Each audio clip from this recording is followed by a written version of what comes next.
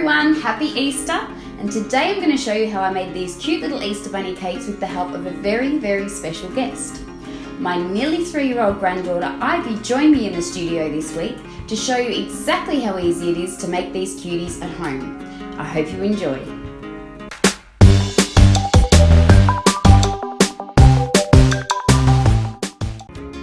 So to make these cakes I used 5-inch vanilla cakes. With the first layer I attached that to a 5-inch cake board with a bit of ganache and then simple syrup the cake to make sure it stayed nice and moist during the decorating process. Sealed that with some ganache and popped that aside. Now with the next layers I cut out a circle in the centre of each layer so that we could put a little bit of a surprise inside. It is Easter after all. I used the previous layer as a guide for every other layer to make sure that I got them all nice and even. And then I started layering them up. So I used some ganache on the inside of that circle first to make sure that it was nice and sealed, and then laid them up as I layer up every other cake, just ganache in between, and layered them one by one. There we go, all ready. And now for the surprise inside, I popped in some cute little speckled chocolate eggs.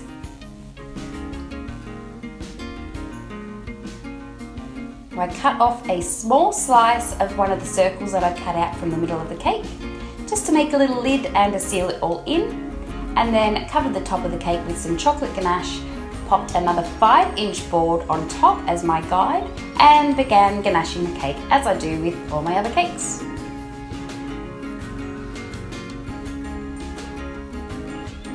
Made it nice and smooth. Did this ×2, one for me, one for Ivy, and then took a nice hot blade and just popped the cake board off the top of the cake. And popped some more chocolate ganache on top and smoothed it all out, made it nice and level, and evened it all around the edges. All ready for decorating. Now I did a few things ahead of time before Ivy got into the studio just to make things a little bit easier. So I made the ears by rolling out a long snake of fondant, tapering at either end and then cutting in half. So we got some even ears. I took my mini rolling pin and just rolled in the centre until I got the shape that I was happy with. Using my hands too, hands are the best tools. And then I popped some glitter on using some vegetable shortening as an adhesive. Now be warned, if you're going to use edible glitter, it's going to get everywhere, so glitter bomb for days, explosion, but well worth the effort. Look at the result. Now I wanted a slightly different shape to the ears, so I ended up squishing in the ends and smushing them down a little bit. Smushing is another technical term we use in caking. I took the other ear and did the same, and then lined them up so that I got them both the same height. Cut off the excess. Now to make the inner ear, I just took a piece of light pink fondant and I rolled that out nice and thin. I cut that piece of fondant in half and then just used a little bit of cornstarch between the layers so that they didn't stick. Put them on top of each other to get 2 even inner ears, and I freehanded with my mini pizza wheel to make the inner ears. I did tidy them up a little bit after I separated them to make them even, and then attached them to the outer ear with just a little bit of vegetable shortening. Cut off the excess, and we have our 2 cute sparkly ears ready to pop in our skewer, because we have to attach it to the cake. So just gently pop in a skewer at the base of each ear and put them aside to dry. Now to make the little cheeks, which I made ahead of time also, I just cut out some circles out of a really thin piece of light pink fondant. What is fondant in it? Little Miss joins us in the kitchen.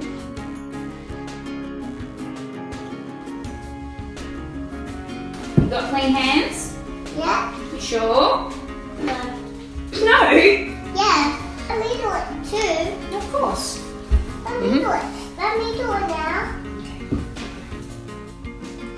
So to cover the cake, Ivy rolled out a piece of white fondant, nice and thin.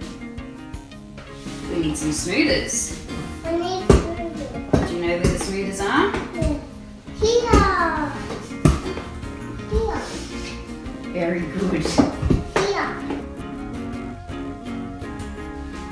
And then smoothed out that fondant because a smooth beginning means a smoother ending. So we rolled up that fondant on a French rolling pin and prepared the cake by adding some water to adhere the fondant to.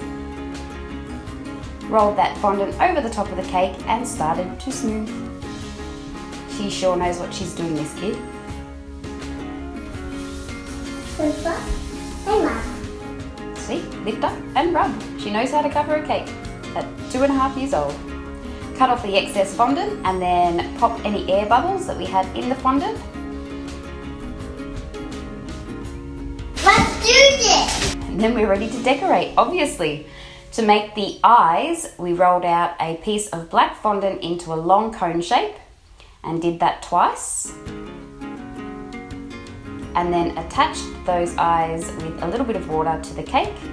I did mine later on a little bit differently. I used a center point and did the same thing.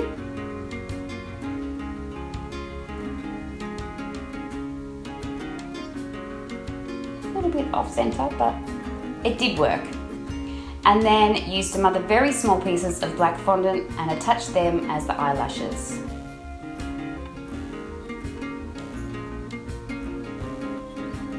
Now on Ivy's cake we used an edible marker to make the mouth.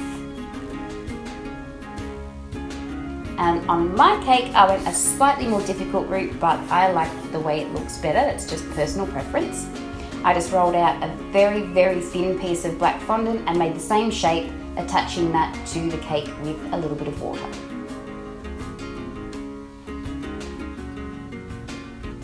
Now, it didn't show you how I made the nose, but it was simply a heart-shaped cutter. I cut out a piece of white fondant, smushed it up a little bit so it was a little bit more pillowy, and put some glitter on that, attached that with a bit of piping gel onto the cake for both mine and Ivy's cakes, and the same with the cheeks. Just a bit of piping gel. With Ivy's cake, once again, we used an edible marker for the whiskers. It's personal preference. And for mine, I did the same thing using very thin pieces of black fondant.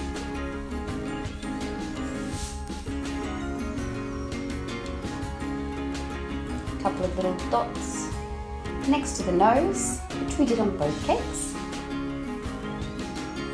Now we're ready for some ears, which we attach with just a bit of piping gel.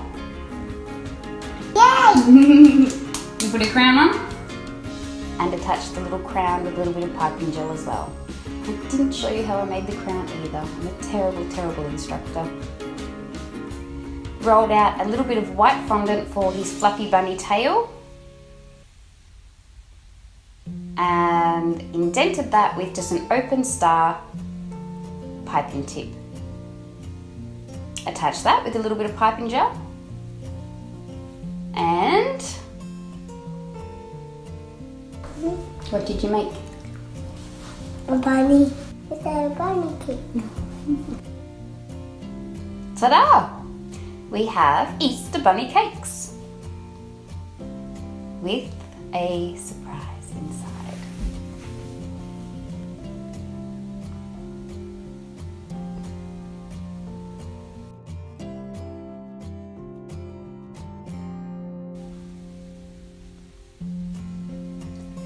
Miss Ivy did a fantastic job. I'll definitely be inviting her back on set again. Alright, so as I said, I forgot to show you how I made the cute little bunny crown. So I'll quickly run through it now. It's pretty simple. I used one of these PME cutters on a piece of white fondant. I just pressed it in to make the jagged shapes. This one isn't actually the one I used. Anywho, it was just straight up and down.